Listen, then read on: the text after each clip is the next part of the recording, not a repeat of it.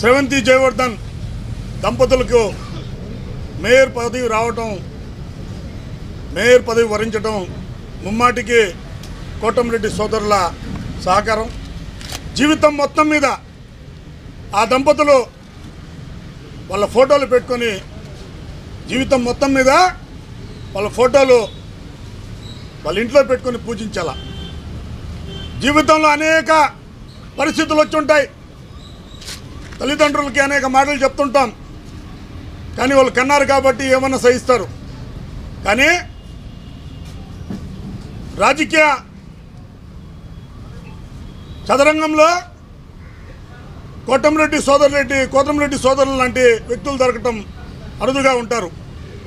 ST సామాజిక వర్గానికి చెందినటువంటి వ్యక్తులను నెల్లూరు నగర కార్పొరేషన్ మేయర్గా చేయటం అనేది వాళ్ళ పూర్వ జన్మ సుకృతం. ఎందుకంటే నెల్లూరు నగర కార్పొరేషన్లో ఇంకొక 2-3 ఎస్టీలు ఉన్నారు. అయినా వీళ్ళకే ఆ పదవి వరించిందంటే దానికి కేవలం కోటమిరెడ్డి సోదరుల సహకారం, అండదండలు. దేవుడి తర్వాత ఎవర్రా మీకంటే వీళ్ళే దేవుడు అని చెప్పుకోవాలి మీరు. ఎందుకంటే రాజకీయంగా వాళ్ళు ఆ స్థానం మీకు కల్పించకపోతే మీరు ఎవరు? అసలు ఎక్కడుండేవాళ్ళు? ఏ షాప్లో నువ్వు పని చేసుకునేవాడివి? ఏ షాప్లో మీ బంధువులు ఉండేవారు? అవన్నీ ఆలోచించుకోవాలా. 4 సంవత్సరాలు మీరు చేసినటువంటి అవినీతి అక్రమాలు చూడలేక కార్పొరేటర్లు మాకు వద్దు మొర్రో ఈ మేయరు, మాకు వద్దు మొర్రో ఈ మేయర్ భర్త, వీడు దొంగ, వీడు చీటరు, నెల్లూరు నగర ప్రజల సొమ్ము వీళ్ళు స్వాహా చేస్తున్నారని చెప్పి ఒక ఆలోచనతో ఎమ్మెల్యే గారి దగ్గరికి, మంత్రి గారి దగ్గరికి వచ్చి ఈ యొక్క దొంగ మేయరు వాళ్ళ భర్త మాకు అవసరం లేదు, వీళ్ళు చీటర్లు, నెలకు ఒక కౌన్సిల్ కూడా పెట్టలేదు, నెల్లూరు నగర కార్పొరేషన్లో మాకు ప్రజలు గెలిపించారు, మేము వాళ్ళ వాణిని పిలిపియాలంటే నెలకు ఒక కౌన్సిల్ అన్నా పెట్టాలి. అలాంటి పరిస్థితుల్లో 4 సంవత్సరాల్లో 7 కౌన్సిల్ మాత్రమే పెట్టారు. నెల్లూరు నగర అభివృద్ధి జరగటం లేదు, మేము వాణిజ్యం విడిచిపించలేకపోతున్నాం అని చెప్పి అందరు కార్పొరేటర్లు ఎమ్మెల్యే గారికి, మంత్రి గారికి చెప్పుకోవడంతో ఈ యొక్క అవిశ్వాస తీర్మానం స్వయంగా కార్పొరేటర్లు నిర్ణయించడం జరిగింది. అయితే ఈరోజు ప్రెస్ మీట్ పెట్టి దంపతులు ఏందో మాట్లాడారు, అబద్ధాలు. 4 సార్లు మాట మార్చి ముందు కోటమిరెడ్డి శ్రీధర్రెడ్డి గారు దేవుడు అన్నారు, తర్వాత ఇంకొక నాయకుడు దేవుడు అన్నారు, ఆ తర్వాత మళ్ళా కోటమిరెడ్డి శ్రీధర్రెడ్డి గారు అన్నారు, ఆ తర్వాత మళ్ళా ఇంకో నాయకుడు దేవుడు అన్నారు.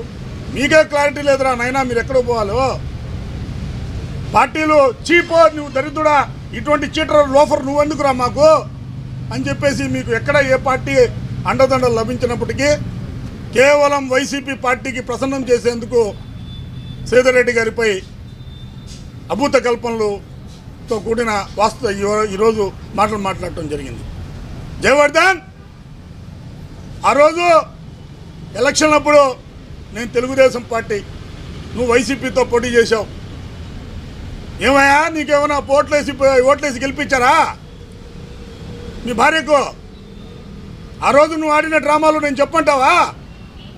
అవతల పార్టీ వాళ్ళు గిరిజన మహిళనే కదా, ఇనానుబస్ చేయాలని చెప్పి ఎన్ని కుట్రలు కుతంత్రాలు చేసావు నేను చెప్పంటావా? అవతల కూడా ఒక ఎస్టీ మహిళనే కదా, నీ సామాజిక వర్గానికి చెందినటువంటి వ్యక్తే కదా, పోటీ పోయిండొచ్చు కదా.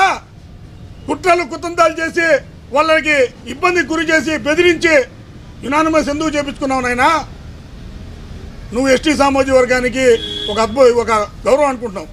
నువ్వు చీడపురుగు ఆ సామాజిక వర్గానికి, నువ్వు ఎస్టీ సామాజిక వర్గానికి చీడపురుగు. నువ్వు ఈరోజు తల దించుకోవాలని సామాజిక వర్గం నీ వల్ల నువ్వు చేసినటువంటి దౌర్జన్యాలకు, దారుణాలకు, కమిషనర్కు సంతకాలు ఫోర్జరీ చేసి డబ్బు తినేసినందుకు ఈరోజు కోటమిరెడ్డి శ్రీధర్రెడ్డి గారిపై, గిరిధర్రెడ్డి గారిపై నువ్వు అనేక మాటలు మాట్లాడుతున్నావు.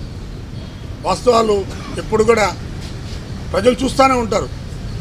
ఈరోజు నేను చూశాను, గత 3 సంవత్సరాల నుంచి కోటమిరెడ్డి శ్రీధర్రెడ్డి గారి దగ్గర కష్టపడినటువంటి వ్యక్తిత్వం, కార్యకర్త స్థాయి నుంచి ఈరోజు హ్యాట్రిక్ ఎమ్మెల్యే స్థాయికి ఎదిగాడు అంటే నీబోటి నాబోటి ప్రజల ఆశీస్సులు అందరి సహకారం అండదండలు ఉంటేనే. కాబట్టి అన్ని వేళలా చెప్తుంటాడు సీతారెడ్డి గారు, కష్టపడిన వ్యక్తి కోసం ఎంత దూరమైనా వెళ్తా, కష్టపడినటువంటి కార్యకర్త కోసం ఎంత దూరమైనా పాకులాడతా, కష్టపడిన కార్యకర్త కోసం ఎంత దూరమైనా నిలబడతానని చెప్పేసి చెప్పినటువంటి వ్యక్తి కోటంరెడ్డి సీతారెడ్డి గారు. ఎందుకంటే ఆ స్థాయి నుంచి వచ్చాడు. ఆ స్థాయి నుంచి నిన్ను తీసుకొని వస్తే ఈరోజు నువ్వు దేవుళ్ళ భావించాల్సింది పోయి రాక్షసుడు అంటుండవు, దుర్మార్గుడు అంటుండవు, ఏందేందో మాట్లాడుతున్నావు. రాక్షసత్వం చూపిస్తే ఒక్కరోజు కూడా ఉండలేవురా నాయన నువ్వు.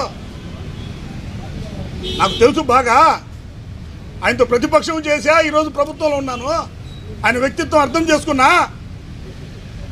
కాబట్టి నెల్లూరు నగరానికి మేయర్గా శ్రేవంతి జయవర్ధన్లు ఒక చీడపురుగు లాంటి వాళ్ళు నెల్లూరు నగర కార్పొరేషన్కి, నెల్లూరు నగర ప్రజలకి అంత శ్రేయస్కరం కాదు.